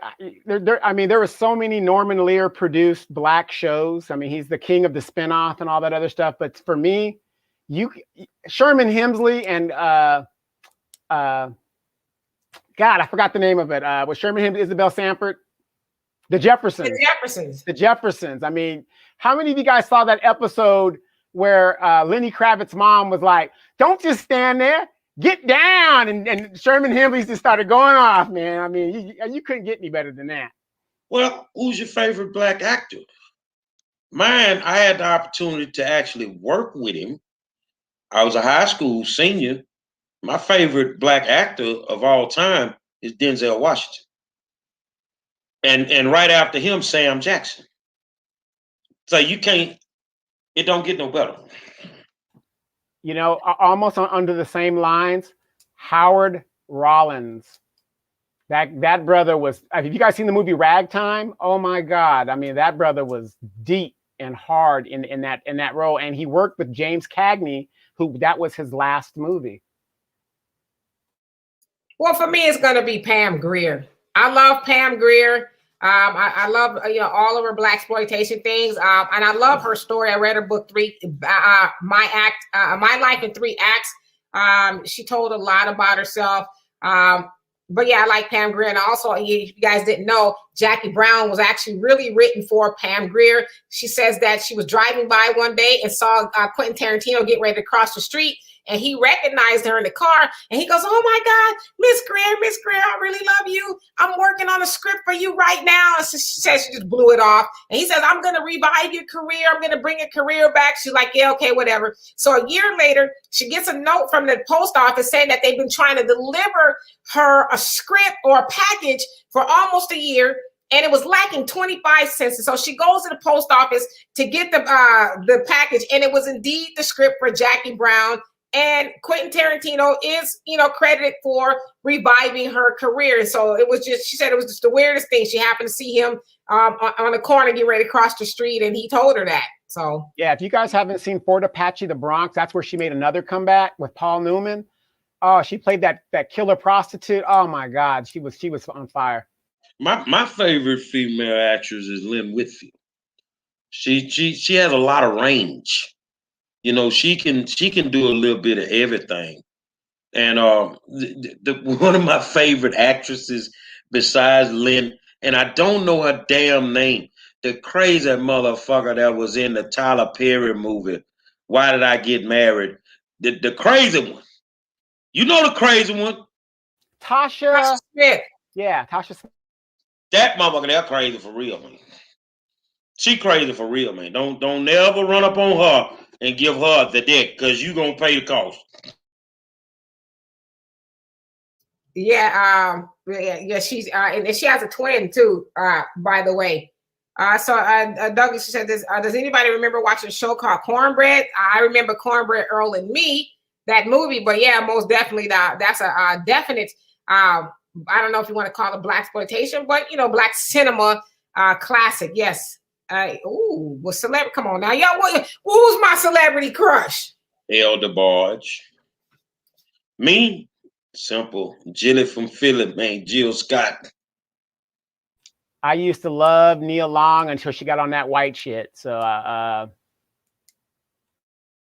can't do it no more. Let's spread the love around. Who's your favorite white actor? Mine, Chevy Chase in the Caddyshack movies, and my second one, Rodney Dangerfield. Crazy the motherfucker, man. Mine's a Joan Crawford. I'm a Joan Crawford fan. So yeah, I would say Joan Crawford. And somebody asked a hard one before you go. Donovan says, James says, can y'all describe your core values in 3 words? Give me a minute. Go ahead, Donovan. Like I said, Marlon Brando. I mean, he was like, if you've ever seen A Streetcar Named Desire, man, that was just hardcore. And then I'd have to say, I love Joan Crawford, but I also love Betty Davis. Whatever Happened to Baby Jane, classic movie, classic. When you're speaking of core values, what are we talking about?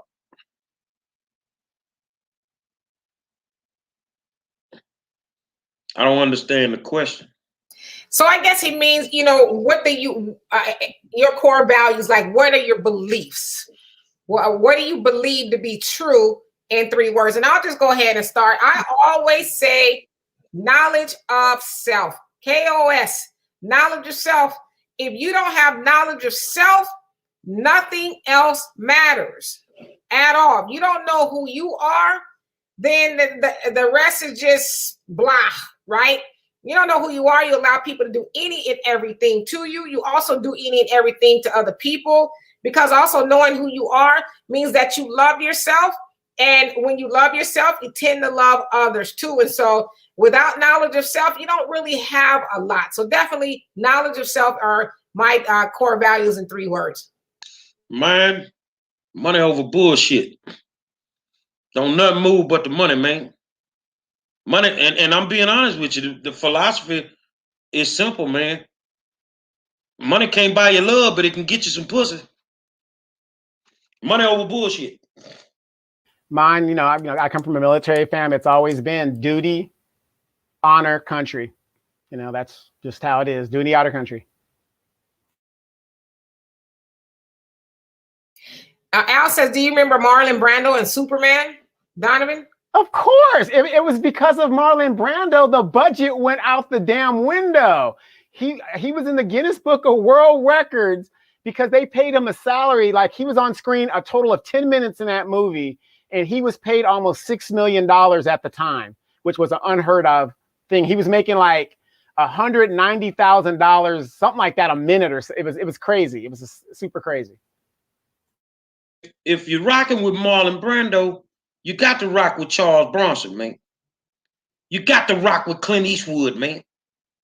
You see, Clint Eastwood made me want to get a pistol, man. Clint Eastwood is the reason I bought my first pistol, man. A 44 Magnum.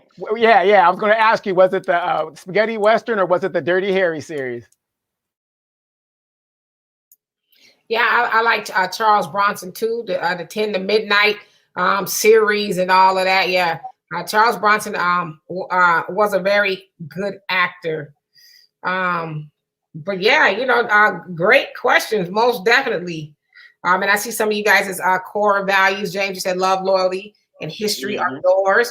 And Ron Troy says higher spirituality. Who tried to say that?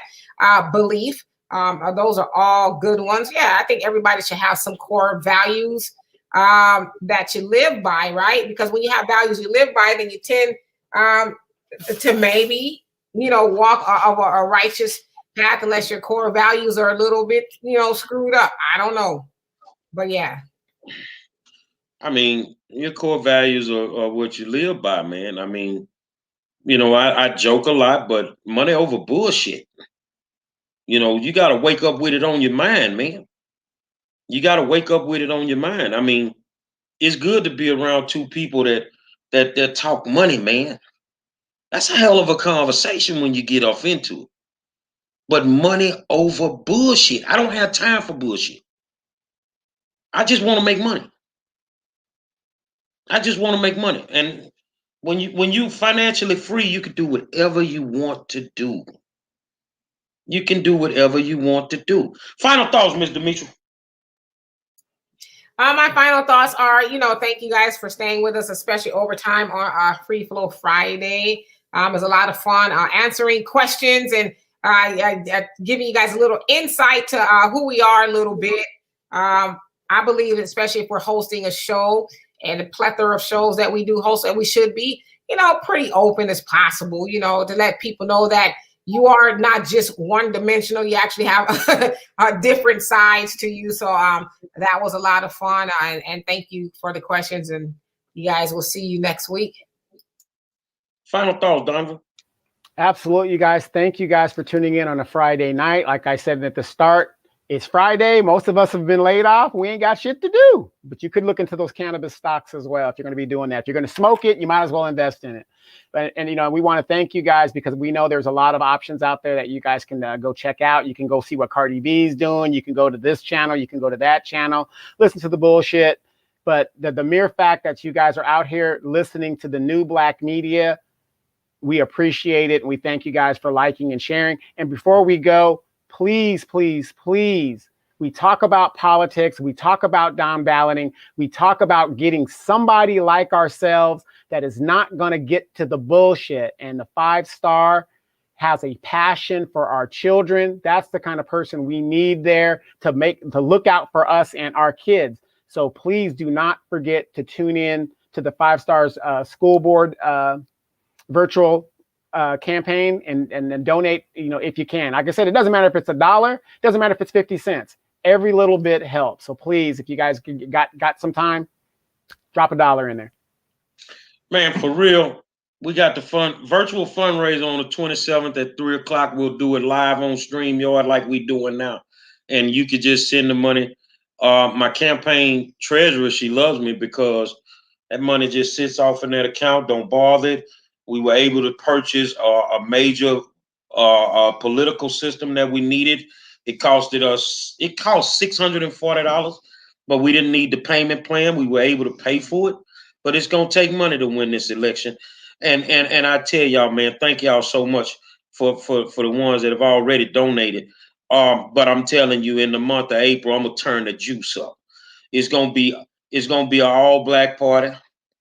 It's gonna be a fundraiser for me and my special guest. It's good when you got partners that's some of the greatest rappers of all time. My man called me the other day. Whatever you need me to do, I need you to come through one night. We got to raise some money for this run. My special guest going to be Brad Jordan himself, Mr. Scarface. So I'm telling you, I'm gonna leave it on the floor, but I can't leave here. We mentioned all these great actors, actresses, groups. You can't leave here without mentioning Billy D. Williams. The original player, man. No matter what movie he was in, he was a straight player, man. And Billy D, I ain't gonna say what I want to say, but he was a real player. It's always an honor, man, to hang out with y'all, especially y'all two, and all you good people that's out there, man. But keep your eyes open. We're gonna do the virtual fundraiser on the 27th or the 23rd. I think it's the 27th at 3 o'clock. We'll come on, and you can just donate as you choose, man. And I mean, we're gonna need some money to beat these people. We don't need a lot, but we're going to need some money to play the game to beat these people. And right now, 5-star already got them on the ropes. 5-star already got them on the ropes, man. So with that being said, it's a reason we the best in the business. They call us the war zone. Almost a whole year we've been doing this here. and don't look like we slowing down. I will be in Minneapolis for the whole Chauvin trial. Got me an Airbnb. We gonna be there, baby. But on behalf of my good friend, Donovan Sadiq, the Queen, Demetra King, I am the 5-star general. Until Monday, we'll holler at you.